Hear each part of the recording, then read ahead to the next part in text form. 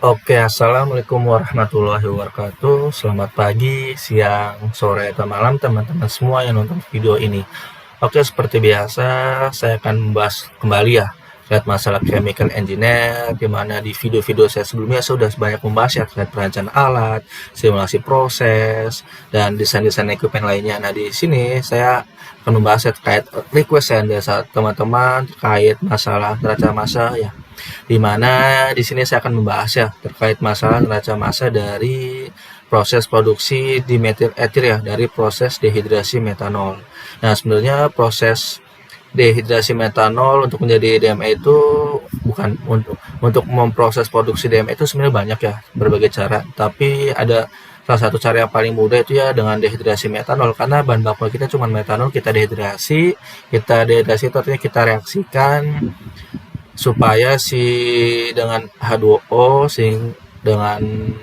sehingga dia bereaksi menjadi si DME. Nah, di sini referensi yang saya gunakan secara general, jadi saya nggak menggunakan satu referensi. Jadi kalau teman-teman semuanya ternyata prosesnya sama nih, tapi ada beberapa yang beda ya, it's okay lah, nggak apa-apa gitu. Yang penting itu berdasarkan prosesnya itu masih balance dan masih visible, it's okay. Nah, di sini ada PFD ya, terkait masa proses produksi dari dimethyl ether. Nah, ini proses simulasinya. Nah, kalau kalian mau tahu cara proses simulasi, kalian bisa lihat di video saya sebelumnya. Ini saya screenshot dari video saya sebelumnya. Jadi, saya tidak akan menjelaskan simulasinya karena di video saya sebelumnya di bagian simulasi itu udah saya bahas ya mekanismenya. Di sini saya akan bahas neraca massa dulu ya. Di sini ada dua main proses. Pertama proses reaksi dan juga proses separasi. Nah, di sini proses reaksi itu ada proses reaktor, kita menggunakan PFR ya. Proses menggunakan katalisnya berupa katalis heterogen, katalis padat. Kemudian separasinya kita menggunakan si distilasi, karena si produk utama kan DME, sedangkan set produknya H2 itu perbedaan selisih dari boiling point itu sangat cukup signifikan. Jadi ya lebih available ketika kita menggunakan proses separasi itu menggunakan distilasi ya, dibanding menggunakan proses lainnya seperti ekstrusi dan lain-lainnya. Nah, di sini proses menu utamanya yaitu ya ada reaksi dan juga ada si distilasi. Nah, ini ada support equipment, ada heat exchanger, ada POM. Nah, untuk neraca massa sebenarnya kita tidak perlu menghitung semuanya nih, dari misalkan dari ujung sini, dari mix sampai sini, tapi kita hanya fokus ke main equipment saja yang mana terjadi perubahan mass. Nah, itu misalkan di bagian sini nih pompa. Nah, pompa ini kita nggak perlu pakai neraca massa, karena apa? Sebelum pompa dan sesudah pompa itu sama neraca massanya, nggak ada perubahan massa, tidak ada input, tidak ada output. Jadi kita anggap aja itu kita tidak perlu menggunakan neraca massa. Kita perlu menghitung neraca massa, paling neraca energinya saja yang berubah gitu. Begitupun dengan heater. Heater ini juga tidak ada perubahan massa, yang ada cuma perubahan energi. Jadi dia tidak perlu masuk perhitungan neraca massa, cuma neraca energi. Nah, di reaktor dia ada perubahan massa karena dia menghasilkan new product producers ya. Jadi dia ada perubahan massa dan juga energi, dia masuk ke neraca massa juga dan neraca energi. Nah, di valve dia tidak ada perubahan massa, jadi tidak perlu menghitung neraca massa. Di cooler juga nggak perlu ya, karena dia cuma ada perubahan energi cooler. Nah, ditandai dengan ada perubahan suhu, tapi tidak ada perubahan massa. Nah, di distilasi ini perlu, karena dia ada perubahan massa, karena dia men-separated satu flow menjadi dua flow, berarti kan ada perubahan massa ya. Itu begitu distilasi ini gitu. Jadi kita hanya menghitung 4 ya, di mixing, di reaktor, di distilasi nih, yang kita hitung neraca massanya gitu. Untuk neraca massa saja ya, kalau neraca energi semuanya itu, karena ada perubahan energi tapi tidak ada perubahan massa. Oke, itu ya. Jadi kita cukup menghitung neraca massa yang di sini gitu. 2, 3, 4. Oke, kita langsung masuk ya ke perhitungannya.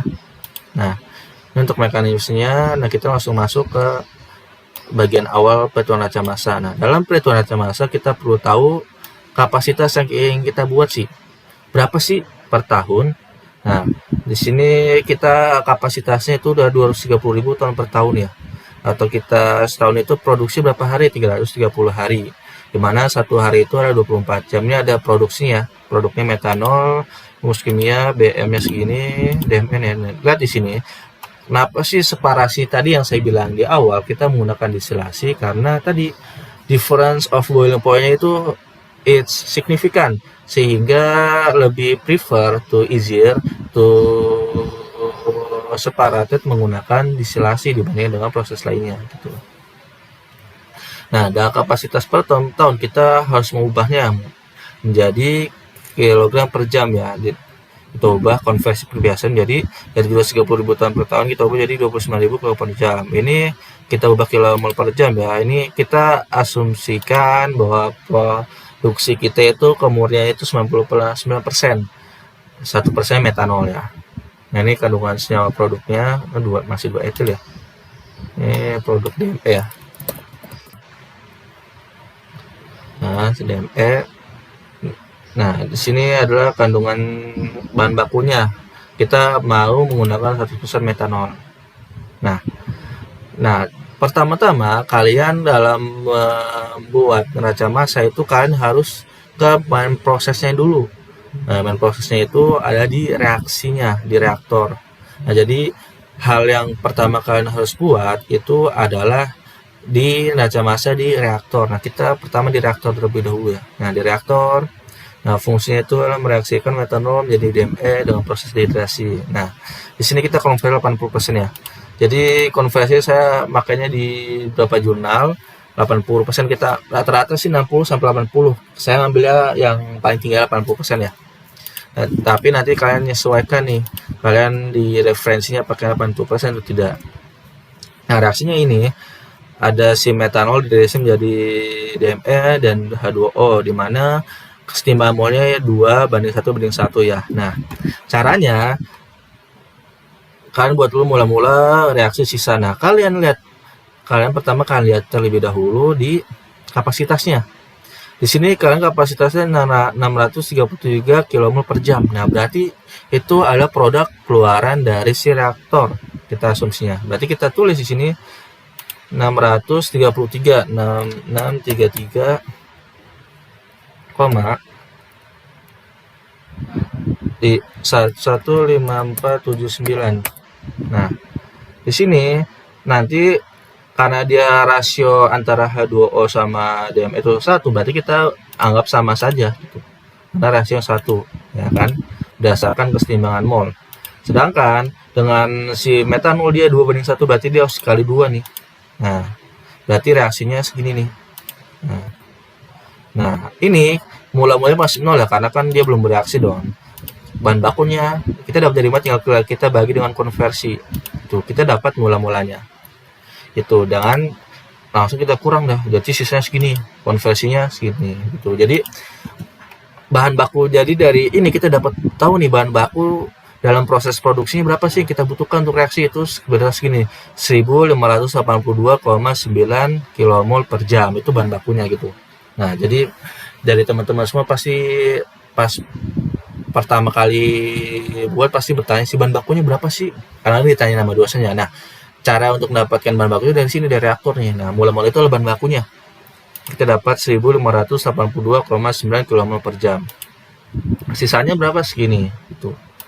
Ya, ini terkait masalah penentuan reaksi nih. Ini penting karena kita menentukan bahan baku sama produk. Nah, selanjutnya kita tinggal buat neraca massa nih, DME kilomol. Inputnya ini berarti kan ini masih 0, 0, 0 sama berapa segini. Ini Nah,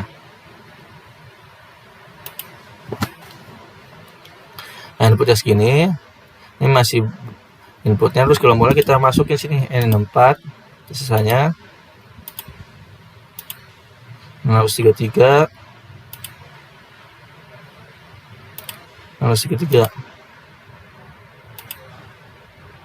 Nih ada perbedaan, berarti ada sebuah kesalahan nih.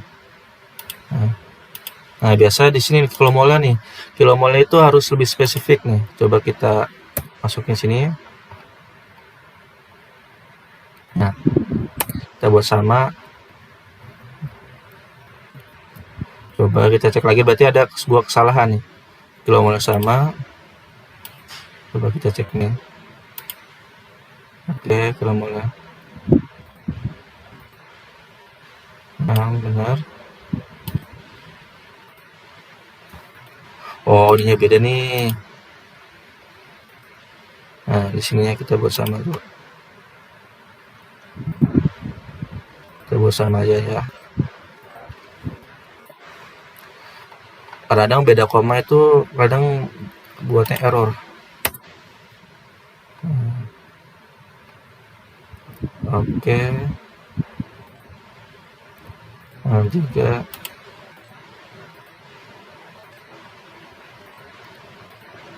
Oke, kita cek lagi nomornya.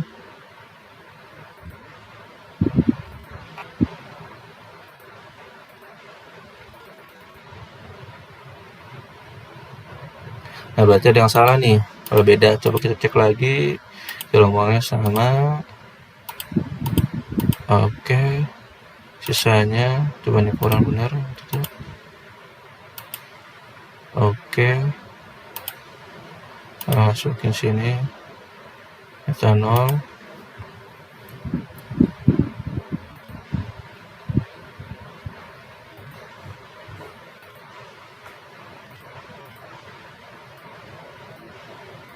Coba kita cek dulu. Nah, misalkan sebenarnya ini udah oke ya teman-teman semua, karena kilomolnya udah sama. Nah, berarti udah setimbang. Tapi di sini bisa kalian lihat bahwa dalam satuan kilomol udah balance, tapi dalam satuan kilomas itu belum balance. Nah, ini faktor permasnya itu biasanya ada di BM-nya nih.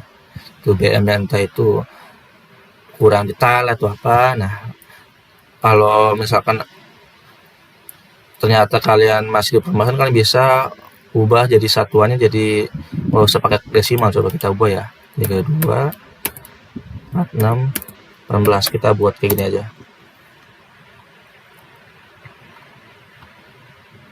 Nah, di sini udah detail ya.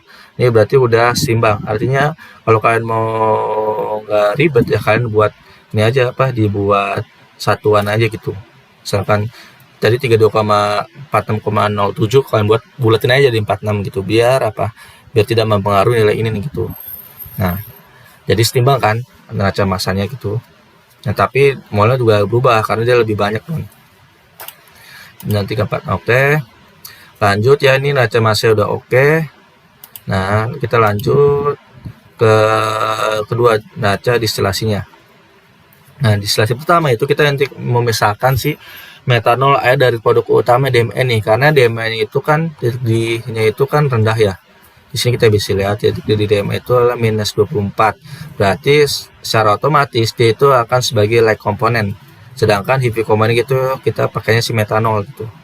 Ya, jadi like komponen adalah si DME, dan heavy komponen itu adalah si metanol ya. Nah, kita langsung masuk. Nah, kita asumsi bahwa like komponen itu bahwa 99%, artinya DME yang teruapkan itu adalah 99% kemurniannya. Sedangkan HK-nya itu adalah 1%. Nah, sedangkan kalau di bottom, LK-nya itu 1% yang tertinggal nih, yang terbawa ke bottom, dan metanolnya adalah 99%. Nah, Bang, kok H2O-nya kemana sih? Nah, H2O-nya karena dia titik didihnya lebih tinggi daripada si metanol, secara otomatis dia 100% akan ke bawah, itu airnya itu. Itu makanya kita dibuat LK sama HK itu adalah sebagai barrier nih. Yang mana sih yang akan ke atas, yang mana akan ke bawah gitu. Nah, di sini kita bisa lihat bahwa karena si metanol itu akan sebagai heavy komponen, berarti komponen yang temperaturnya di atas si heavy, berarti itu akan pure 100% akan ke bawah gitu. Begitupun DME, misalkan yang ada produk misalkan X itu temperaturnya minus 100, berarti dia secara purity, karena li komponen itu adalah si DME, sebagai like komponen yang akan ke atas, berarti temperatur yang di atas dari si DME, misalkan X minus 100, berarti dia secara purity 100% akan ikut ke bawah ke atas gitu. Itu makanya penentuan LK sama HK itu temperaturnya harus berdekatan. Nggak bisa nih, misalkan kita asumsi si HK-nya itu adalah air gitu, sedangkan si LK itu DME, berarti antara HK sama LK itu si metanol di tengah-tengah. Nah itu nggak bisa, berarti dia harus sejajar gitu. Itu ya salah satu penentuan si HK sama LK. Nah berarti kita udah buat asumsi nih. Nah selanjutnya kita buat laju Moore-nya seperti ini. Laju Moore ini dari situ, dari U70 yang ini nih keluarannya, outputnya. Nah fraksi molnya ya berarti fitnya itu segini ya, 0,4, 0,2, 0,4. Perbandingannya berarti 2:1 ya. Ini laju molnya kita buat kali mesh aja nih fraksinya, kalau fraksi dalam mesh ya. Nah ini sekarang penentuannya, Aladima itu input, jadi kalian jangan ngikutin ini ya. Jadi sini table saya kopas saya dari tugas reaksi saya biar ada gambarnya gitu. Nih jadi misalkan di sini aliran input 5, di sini 9 ya, kalian hiraukan aja, kalian fokus ke sini aja. Dan 5 ini nih inputnya. Nah, outputnya aliran itu ada distilat bagian atas. Nah, berarti bagian atas kita pengen 99% DME itu teruapkan. Nah, teruapkan berarti kita harus DME nih, berarti harus dikali 99%. Nah, kali 99%. Biar 99% DME itu dia terdistribusi through in the top ya. Nah selanjutnya berarti metanol kita pengen dia 1%, berarti 1%. Nah sisanya, nah berarti si H2O itu nggak ada ya, berarti karena kita tidak mau nih si H2O itu ada di atas. Nah begitupun aliran 7 tinggal dikurangin aja nih. Nah kurangin, karena kan rancang massa kan, input sama dengan output. Inputnya 1, outputnya 2 ya, berarti tinggal dikurangin aja, kurangin juga nih. Nah dapat rancang massa di inputnya itu adalah sebesar 50.000 kg, distillate 28.000. Nah bottomnya itu 21.700. Nah token bandingnya berarti udah balance ya. Oke. Ini rancang massa prediksi ya, namanya prediksi, artinya dalam pemisahan distilasi itu sebenarnya pemisahan secara purity 100% itu agak sulit gitu. Biasanya ada kontaminan yang masih terbawa oleh si komponen tersebut gitu. Jadi ini kita asumsi aja 0 karena kita anggap bahwa si H2 itu nggak ada di bagian distilat. Nah, tapi kita tidak tahu ya, kita cek lagi nanti. Nah, di sini kita tentukan until properties ya. Tekan dari jauh nih, kan bisa buka di buku YAWS. Nah, di sini saya udah buat datanya. Nah, di vapor pressure ya, ini ada di methyl ether, ada metanol. Nah, gitu ya. H2-nya hilang, berarti nanti kalian tambahin aja ya. Di sini saya nggak masukin H2. Oh, atau hilang ya. Nah, pokoknya itulah. Nah, ABC-nya udah ada, Tmax-nya. Nah, sekarang kita menentukan temperatur. Nah, jadi kita belum tahu nih temperatur feed yang dibutuhkan berapa sih. Nah, jadi kan tadi sebelum masuk distilasi kan ada heaternya. Jadi heater itu fungsi untuk memanaskan temperatur fluid sesuai dengan si kondisi prosesnya. Nah, di sini kita kondisi proses 7 bar ya. Gitu. Jadi kalau kalian berdasarkan referensi lain ada misalkan menggunakan selain dari 7 bar, it's okay. Bapak nanti biasanya pengaruhnya itu ke temperaturnya berbeda gitu. Gitu. Jadi kita masukin nih DME, LK. Nah, di ini ZI sama F kita asumsikan bahwa Z itu adalah jumlah fraksi sama dengan fraksi si cairannya gitu ya. Nah, karena ini bubble ya. Bubble artinya gimana ya, kita buat diagram fasenya dulu kalau kalian masih bingung. Diagram fase 2 phase. Nah, dalam pemisahan multi komponen pasti diagram fase seperti ini. Pasti kalian nggak asing lah. Nah, ini kita pakai temperatur aja lah ya. Nah, di sini dia fasenya cair. Di sini dia fasenya uap atau gas.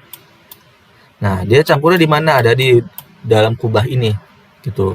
Nah, maksud dari bubble point apa? Bubble point adalah ketika temperatur itu dia 99% itu cair dan 1%-nya itu ada titik uap, berarti ada di sini bubble namanya.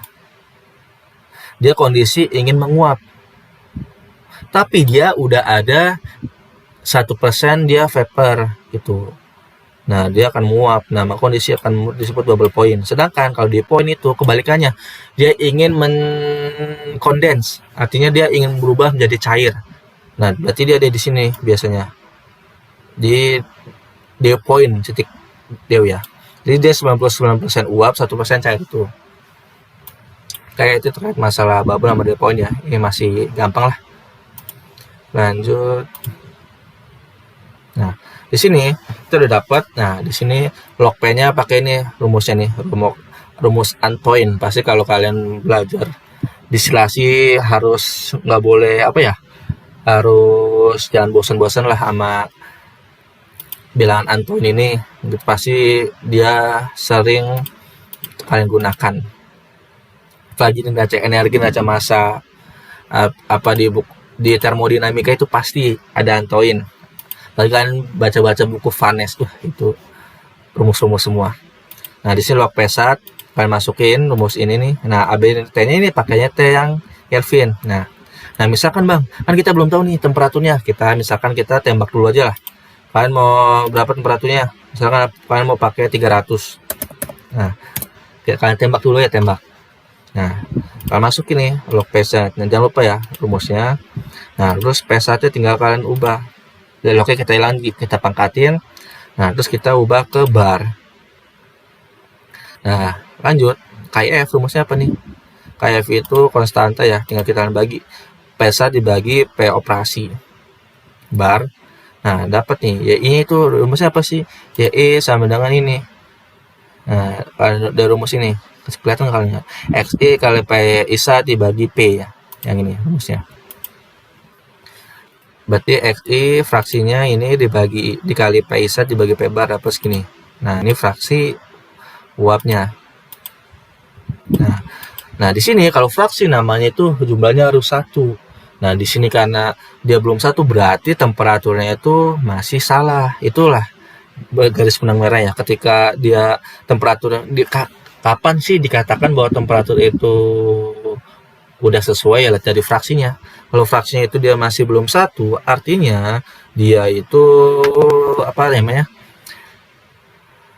Proses temperaturnya itu masih belum sesuai. Berarti kita harus ubah dong. Kita pakai analyze. Kita pakai Golsik aja. Kalian mau pakai solver boleh, pakai Golsik boleh, tapi saya lebih mudah pakai Golsik ya. Ke data, what if analyze, Golsik. Nah, setnya apa yang kita set ini? Kita set menjadi 1. Nah, B changing-nya itu adalah ini. Nah, kita set, nanti dia akan berubah. Nah, jadi 339. Nah, terkadang nih, pasti kalau kalian Golsik pasti ada nemuan seperti ini. Misalkan kita set ini, kita set ini, kita set ini. Misalkan kita ke temperatur. Nah, pasti ada ini. Keterangan nih, cell must contain a value. Artinya, dia yang berubah itu harus kita ketik manual ya. Itu ya syaratnya ya. Harus diketik manual. Nggak bisa kalian misalkan dari copy paste ataupun makanya akan muncul seperti ini. Nah, harus diketik manual. Nah, makanya di sini saya ketik manual nih. Yang di sini. Nah, 339.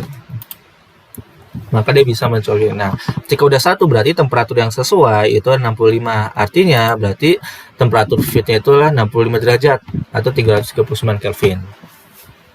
Ini itu untuk temperatur si bubble point. Nah, selanjutnya kita menentukan kondisi operasi nih. Bagian disilat. Kita fitnya udah dapat nih. Nah, disilat. Nah, disilat sama caranya. Kalian masuk ini kilomol itu dari yang sebelumnya ini. Nah, kilomolnya kita asumsi X sama EID. Kita fraksi sama kita masukkan lagi. Kita masukin lagi temperatur seperti ini, sama kayak tadi ya. Di sini kan udah digolsik. Misalnya kita ubah temperaturnya jadi 2,5 lah. Berarti kita tebak dulu. Sama pensibat juga kayak ide ya. Nah, nah, nah kita bagi berarti. Nah, di sini kita pakainya XI. Kenapa XI? Tadi yang saya bilang karena kita pakai dew point. Dew point itu kondisi ketika si fluida itu ingin mengkondensat atau ingin berubah menjadi cair. Kita vaksinnya X, ya kan? XI tinggal dibagi aja Y, I dibagi KID. Nah, gitu ya. Ingat ya, jika kalian memakai X, berarti kalian harus kondisi dew point. Ketika kalian pakai Y, berarti kondisinya itu harus di bubble point itu ya. Itu note-nya.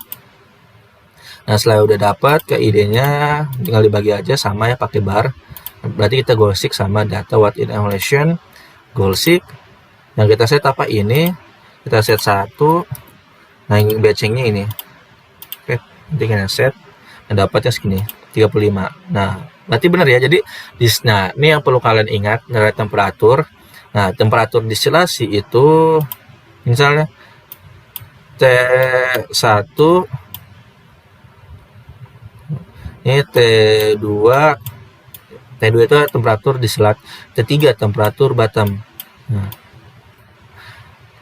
temperatur feed itu harus lebih besar daripada temperatur distilat dan juga harus lebih kecil daripada temperatur si bottom. Nah, itu ya syaratnya. Ketika kalian merancang distilat tapi temperaturnya tidak sesuai dengan ini, berarti ada yang salah dengan perancangan kalian. Gitu ya. Jadi temperatur di T2 itu lebih kecil daripada temperatur T1 feed dan lebih kecil itu daripada temperatur T3. Oke. Kalau ternyata salah, berarti ada yang salah dalam perancangan kalian. Gitu. Nah, kita lanjut. Nah, ini bubble nih tadi ya udah masuk, berarti bener kan feednya itu adalah 65, sedangkan di bagian distilat itu adalah ini bukan distilat itu adalah kondisi yang setelah melalui kondensor ya.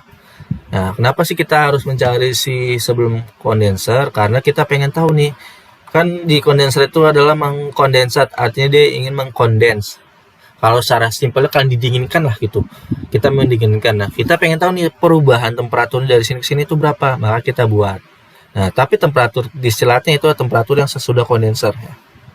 Karena sesudah kondenser dia tidak ada perubahan fasa, cuma ada si separasi aja.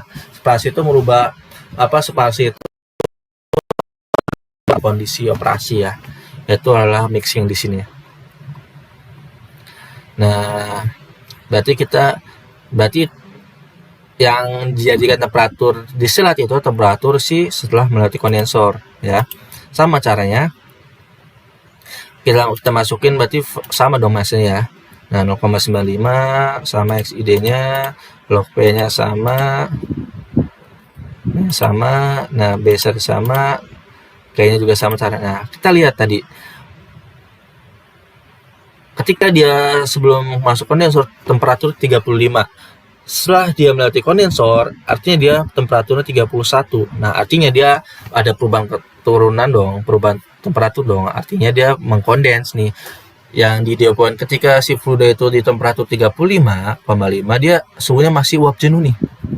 Ketika dia diturunkan, di kondenser, dia temperatur turun jadi 31. Artinya dia udah cair jenuh nih. Jadi cair jenuh itu 99% itu cair, 1%-nya uap.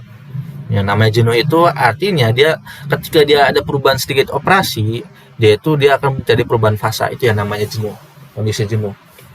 Tuh, makanya kalau di feed distilasi itu kebanyakan dia jenuh. Karena apa? Karena dia mempermudah si distilasi itu memisahkan gitu. Coba bayangkan kalian pakai feed di distilasi itu dia masih liquid. Nah, berarti dia perlu energinya sangat tinggi gitu untuk memisahkannya. Makanya itu salah satu reason why you choose to saturated condition in the feed ya, in the feed distilasi, karena itu alasannya biar mempermudah pemisahan, biar beban distilasi tidak terlalu besar gitu ya. Itu alasannya. Nah, lanjut ya, ini berarti berarti ini temperatur distilatnya ya. Nah, lanjut. kita udah masuk bagian dari atas, kan kita bagian bottom. Nah, bagian bottom berarti temperaturnya berarti kita pakai yang bottom ya, cair jenuh ya, 11 poin. Sama caranya kilomol masukin tadi, kilomol yang di feed ini ya. Yang di feed ini. Nah, di sini XIB-nya sama, kita fraksi dari sini aja. Nih presetnya sama. Nih XI, karena dia berarti temperaturnya adalah kita dapat golsik ya. Sama kita apa? Ini karena udah golsik kan ya, hasil seperti ini. Kalau kalian tebak juga nggak apa-apa, juga sama aja kok. Hasilnya juga seperti ini hasilnya. Nah, di sini kita bisa lihat temperatur. Coba ya tadi T1 kurang dari T2 lebih besar daripada T3. Nah, kita lihat T3-nya berapa temperaturnya? 143.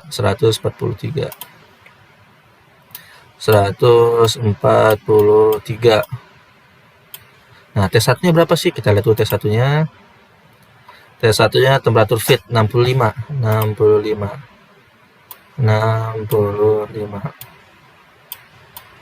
Nah, T2-nya temperatur disilat kita lihat. Temperatur silatnya itu adalah 31,12. Nah, berarti sesuai dong. Berarti perhitungan temperatur kalian di sesi sudah sukses. Berarti udah sesuai nih. Sesuai teoremanya. Itu ya. Kalau misalkan salah, berarti ternyata nggak sesuai sama ini, berarti ada yang salah dengan perhitungan kalian. Kita lanjut ke bubble point. Udah, kita ke bubble point. Kita selanjutnya menentukan jumlah stage ya.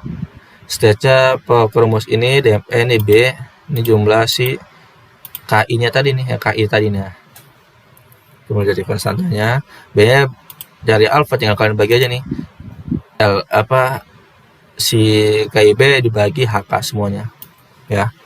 Itu juga dibagi HK itu adalah UV komponennya, average-nya rumusnya ini B dikali D dipangkatin setengah, dapat average-nya.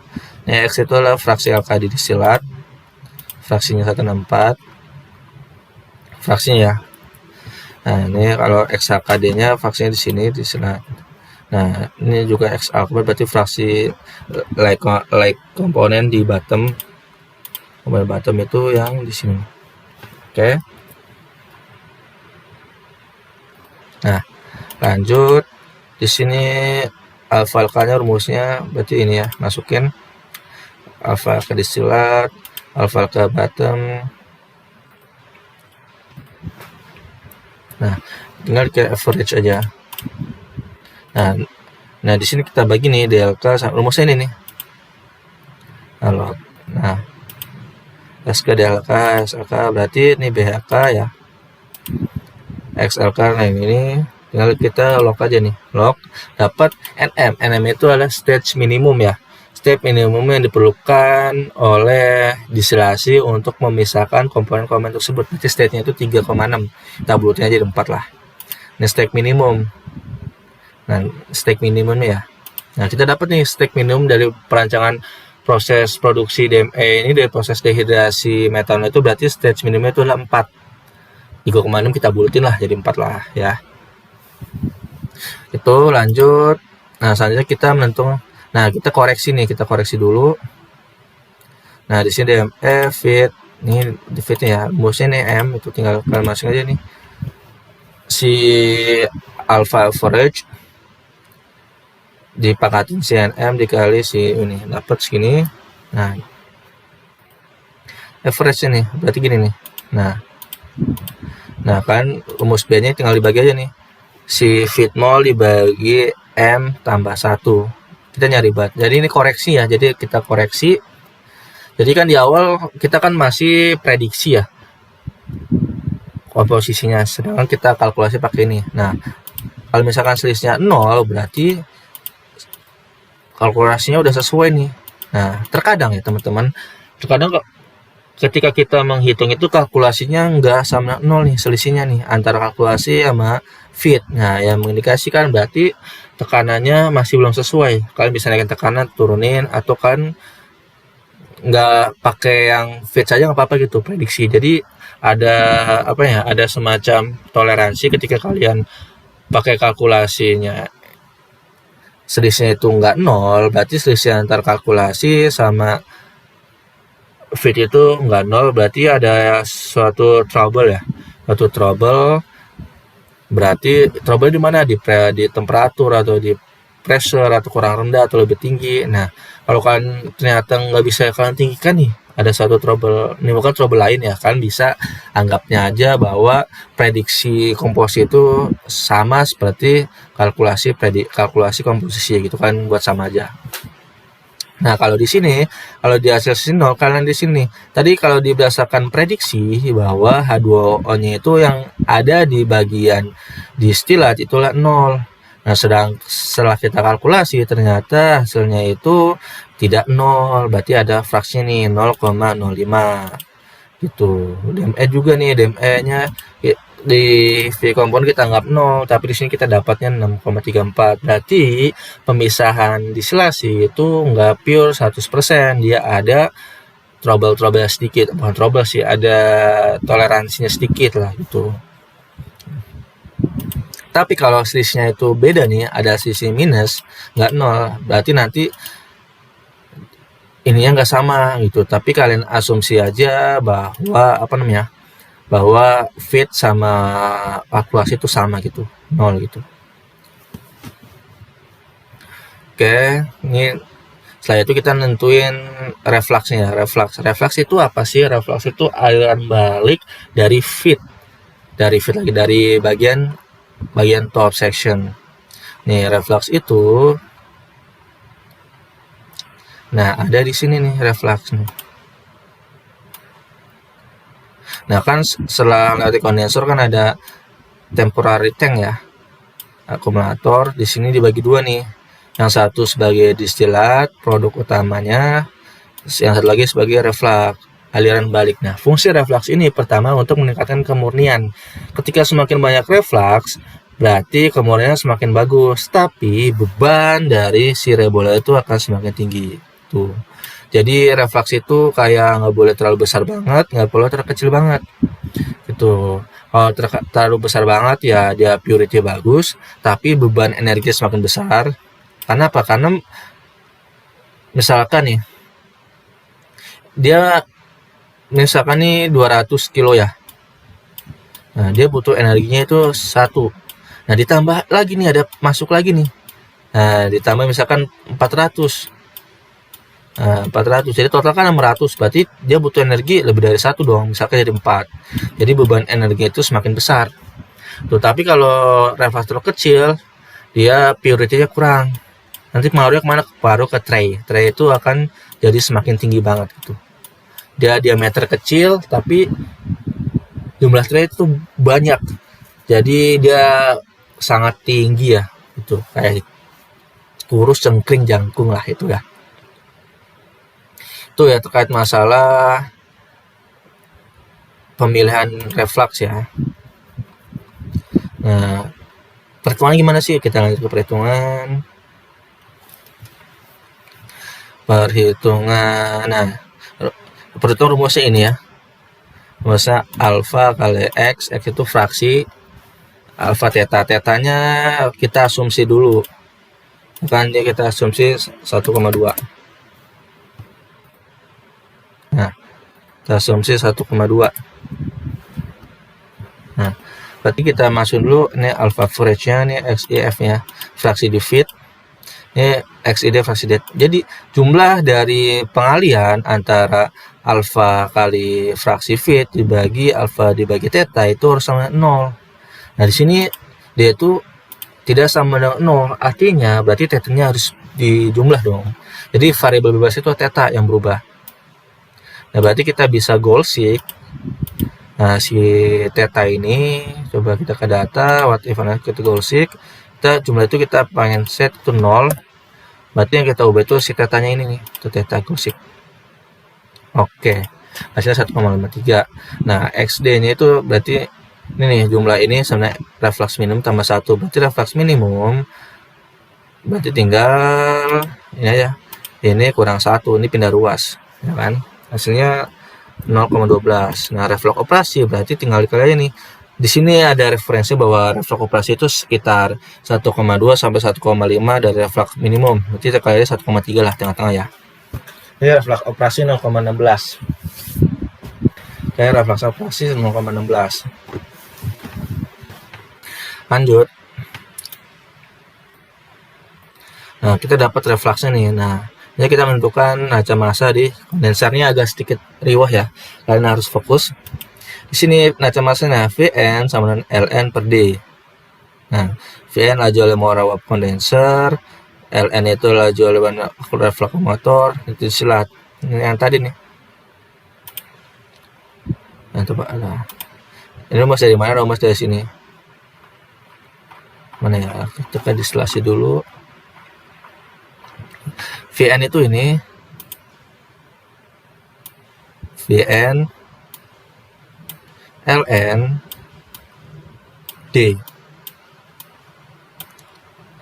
Berdasarkan naca massa, input sama dengan output. Nah, input sama dengan jumlah dari output. Inputnya berapa? Vn aja ya, input Vn.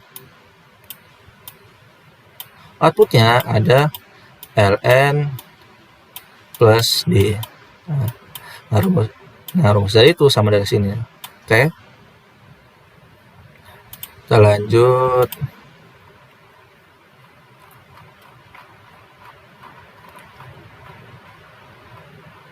Nah, ini berarti rumus dari sini. Nah, di mana refleks itu kan refleks rasio dari L per D. Nah, itu rumus dari refleks ya, rasio dari Ln per D. Berarti refleks laju refleks itu sama refleks kali disilat. Nah, berarti laju refleks tinggal dikali aja nih, si refleksnya dikali si disilat ya. Tuh, dapat yang masuk ke refleksnya segini nih, 101. Berarti yang masuk ke vapornya berarti tinggal dijumlahin aja nih di yang di bagian vapornya, berarti tinggal jumlahin si laju refleks tambah disilat 732 itu ya. Kita lanjut. Nah, di sini kita bisa tahu nih. Berarti disilatnya ini ada yang adanya di sini apa? Kita samain aja ya. Disilat ada 6. Ini. Nah, refleks berarti yang kalian kali aja nih. Fraksi disilat kali ini.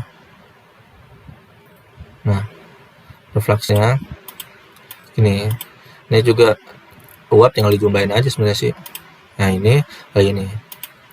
Kenapa sih kali XD? Karena dia ini fraksinya sama gitu ya. Karena dia di satu jalur, nggak ada perubahan fraksi, karena makanya kita kali dengan fraksi disilat. Jadi jumlahnya sama, udah oke nih, udah balance. Nah, penentuan laju mas alir sih bagian disilat. Nih, berarti yang jadi disilat itu 630 ya. Kalau refleksnya itu segini, yang jadi alir uapnya segini. Lanjut. Nah, di sini naca massa reboiler. Nah, laju rumusnya Lm laju aliran masuk ke reboiler sama dengan Ln. Ln itu ada, nah kita gambar dulu ya biar lebih gampang. Misalkan ada distilasi reboiler yang jadi bottom, ini yang masuk. Yang bagian distilat disilatnya, ini refleks ini disilat. Nah, Lm itu laju masuk ke reboiler, berarti ini Lm nih. Nah, Ln itu yang di sini yang udah masuk. Nah, tambah Q fit itu jumlah fitnya ini. Oh, kebalik nih, Lm itu yang ini. Lm yang masuk reboiler ya, sorry. Ini salah. Fit itu yang ini. Nah, ini fit. Nah, ini Ln itu refleksnya. Nah, tadi kita lihat bahwa Lm ini kan saya lupa. Objeknya itu adalah ini nih. Nah, ini sebagai tempat masuknya. Kita lihat bahwa yang masuk itu 2. Yang keluar itu Lm. Berarti Lm delta input sama dengan delta output neraca massa. Inputnya apa sih? Ada dua nih, ada feed ditambah ln. Nah, outputnya apa sih? Lm. Nah, rumus ini berasal dari ini neraca massanya. Nah, di sini kita lihat ada tadi yang saya bilang, feed dari distilasi itu ada berbagai jenis, bisa dari cair jenuh, uap jenuh, saturated liquid. Nah, karena kita pakainya cair jenuh, maka Q-nya itu kita asumsinya itu 1. Nah, 1. Maka kita pakai cair jenuh. Itu kalau pakai uap jenuh saya agak lupa itu. Ada di buku apa ya? Kalau cair jenuh 01 itu, dari 0 sampai 1 itu uap jenuh kalau saya atau liquid jenuh ya, saya agak lupa. Nanti kalian coba cari, tapi biasanya pakainya cair jenuh sih 1 gitu. Kalau dia uap jenuh sama saturated liquid itu ada nilai tersendiri, saya agak lupa. Ada di buku neraca massa ya, neraca massa itu buku apa ya, saya lupa. Makanya itulah, kalian bisa cari nanti, saya agak lupa. Nah, lanjut, berarti kita dapat ln ditambah feed. Nah, dapat lm-nya ini segini. Ini juga dibutuhin cuma ini yang vapornya, ini liquid, yang vapor.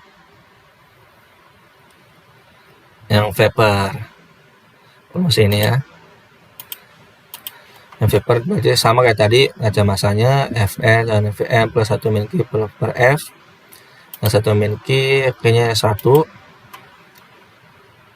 Kita dapat si vapor yang laju uap boiler itu adalah si 732, berarti Be. Nah, B itu sama tadi. Aduh, kita gambar lagi, misalkan nih distilasi, ini reboiler.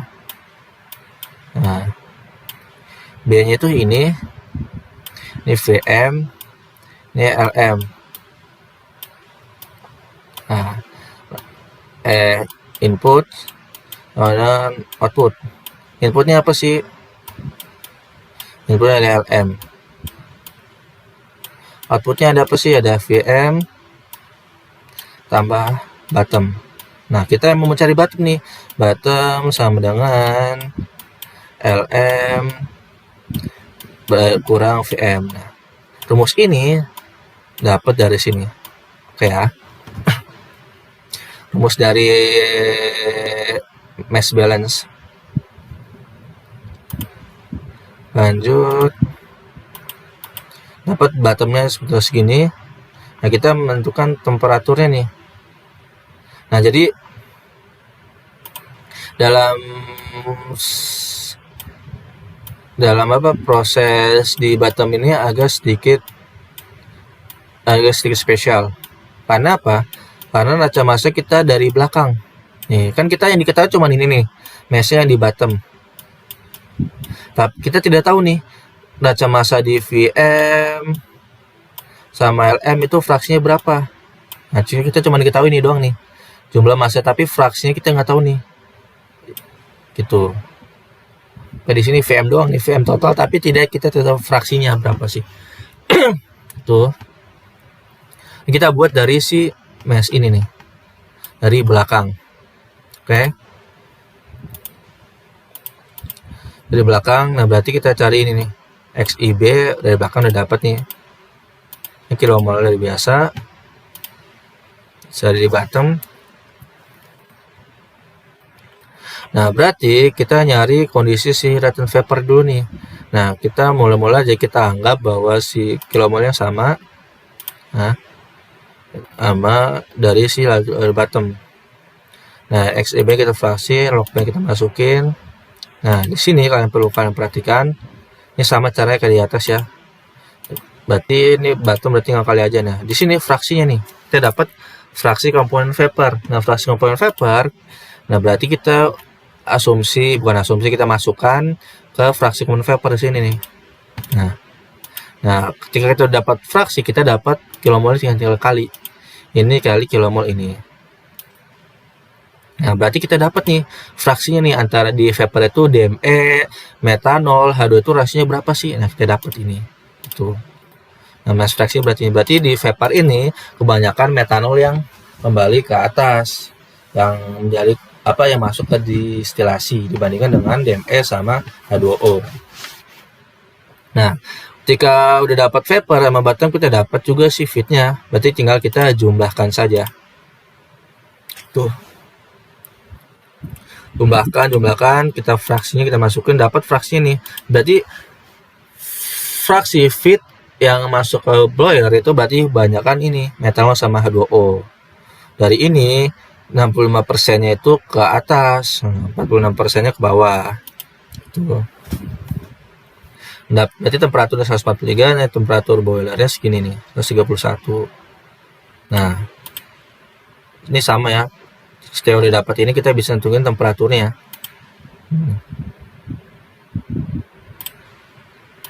Oke, nah di sini kita bisa tahu bahwa reboiler kan fungsi memanaskan kan,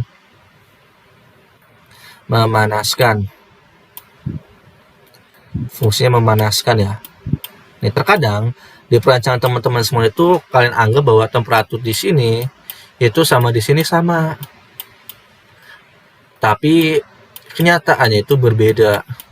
Karena apa? Namanya kan reboiler, fungsi pemanasan. Ketika kalian memanaskan sesuatu, pasti adanya perubahan temperatur. Nah, ketika ada perubahan temperatur, berarti mengindikasikan bahwa temperatur is difference between before reboiler or after reboiler is very clear is difference. So, jadi kalau kalian menganggap itu sama berarti salah. Nah, cara penentuan temperaturnya kalau di sini kalian harus nyari fraksinya nih. Nah, ketika dapat fraksi kalian dapat temperaturnya. Nih, jadi temperatur sebelum reboiler itu 131, tapi sudah reboiler itu adalah 143. Artinya reboiler itu memanaskan temperatur dari 131 sampai 143, berarti delta-nya berapa? 12 derajat Celcius. Nah, kalau temperatur berbeda berarti it's very clear is benar. Oke? Nah, di sini udah dapet nih temperaturnya. Nah, udah nih, oke clear. Itu neraca massa dari distilasi. Nah, kita lanjut ke neraca massa kedua. Artinya kita udah misalnya nih dapat di sini kita dapatnya berapa persen ya? Yang dapat 99,6% lah. Sesuai lah. Kita kan pengen 99% distilasinya. 1%-nya si metanol, tapi dia dapatnya 0,0%, oke lah, nggak apa-apa.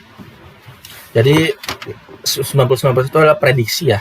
Jadi kita nggak bisa menjudge bahwa kita dapatnya pure 99%, tapi pasti bisa lebih, bisa kurang, ada persen errornya. Plus minus 1% nggak apa-apa. Nah, berarti di bottom ini masih ada nih. Di bottom itu masih ada 46% metanol dan 52% H2O. Nah, kita tidak bisa buang dong. Karena kita buang-buang bahan baku yang masih bisa kita gunakan kembali, it's not worth it. Itu sangat ruginya. Maka kita lakukan pemisahan kembali nih. Metanol cukup tinggi, jadi kita bisa lakukan pemisahan antara metanol sama H2O di distilasi ya. Kita pisahin. Ini metanolnya sebagai clay komponen, H2O-nya sebagai heavy komponen. Oke. Sama caranya ini laju fraksi massa yang di bottom ya, dari bottom.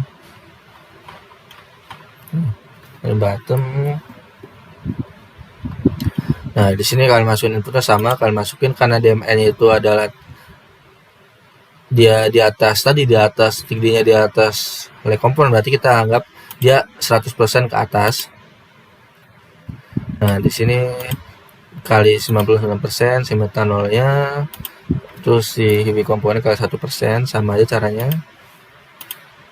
Nah, kita kurangin.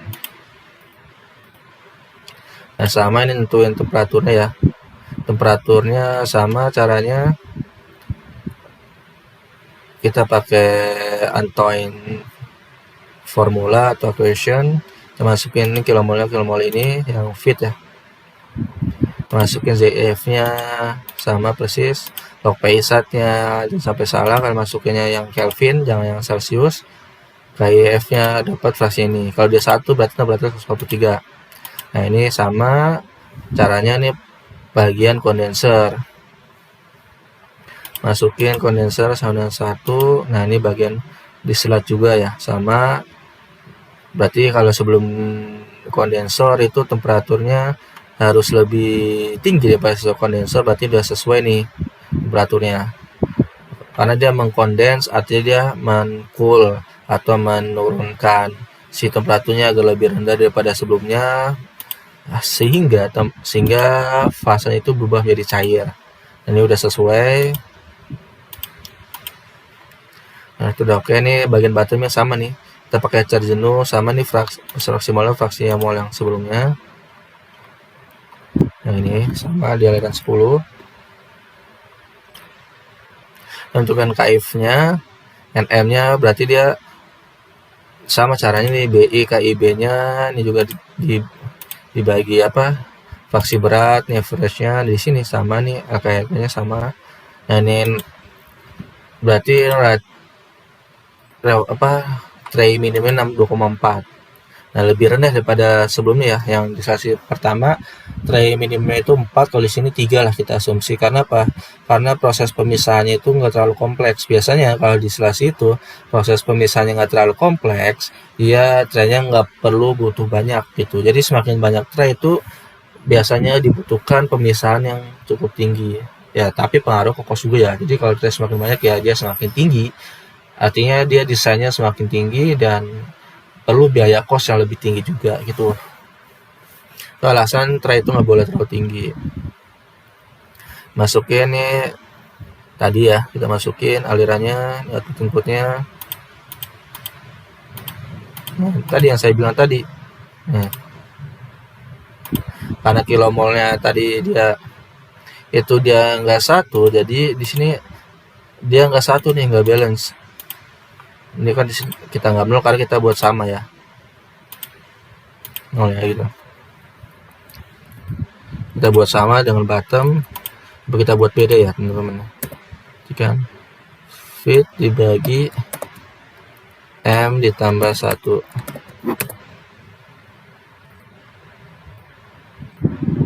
Oh dia agak sedikit perubahan di sini nih. Nah berarti ada yang salah.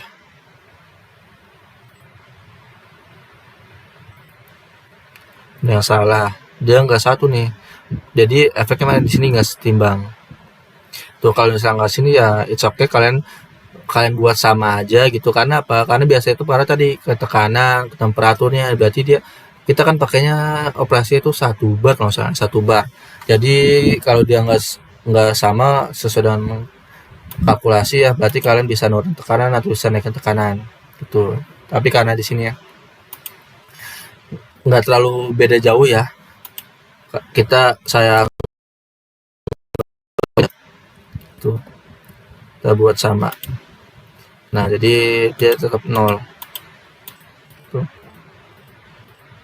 Tapi kalau kalian mau bandingin, kalian bisa bandingin dengan menggunakan simulasi ya. Jadi maka fungsi simulasi itu untuk mengkoreksi atau untuk membentulkan ya, bukan membentukkan sih, untuk memvalidasi rancangan kalian benar nggak sesuai nggak sih. Biasanya temperatur, flow itu yang dilihat.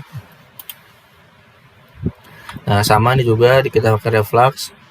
Caranya dapatnya substitute 0, berarti kita dapat refluxnya itu 1,29. Nah sama ini juga kita tentukan refluxnya sama vapornya, kita dapat segini. Ini udah balance, udah oke.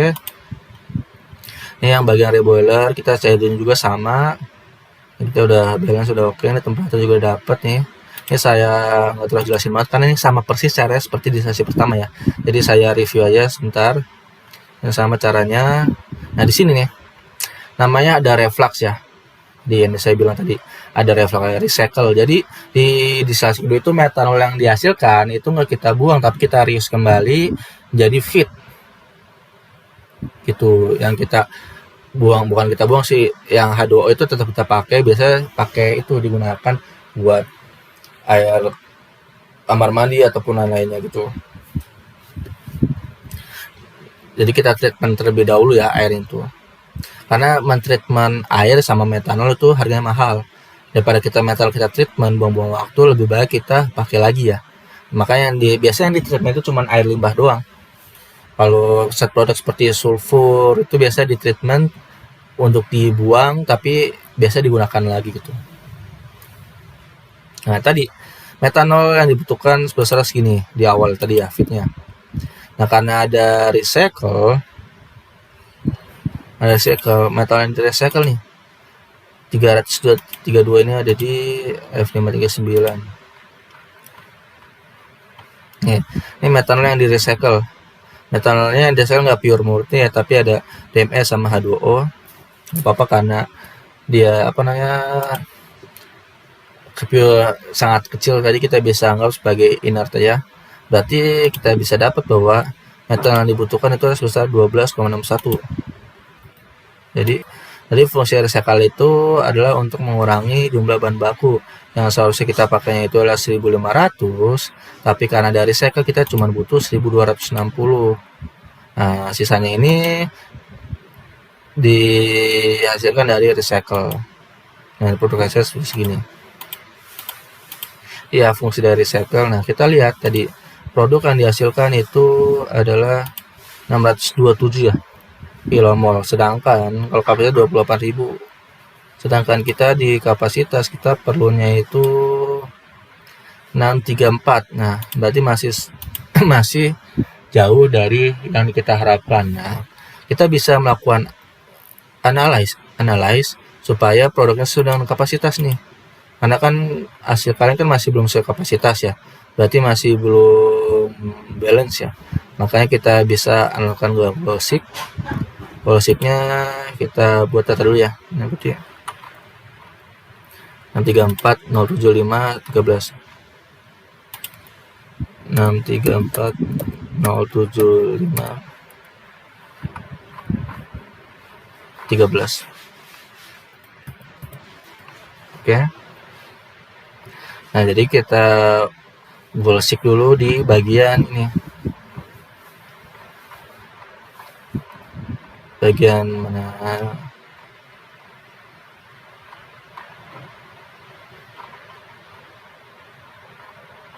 Nah, di sini kita pengen produk akhirnya itu adalah 641 disilat ya. Hasilnya cuma 630, berarti kita melakukan analysis goal sheet. What if analysis goal sheet 630, kita setting itu berapa tadi? 634. Coba kita cek lagi. Kita pengen produknya itu 634 ya. 634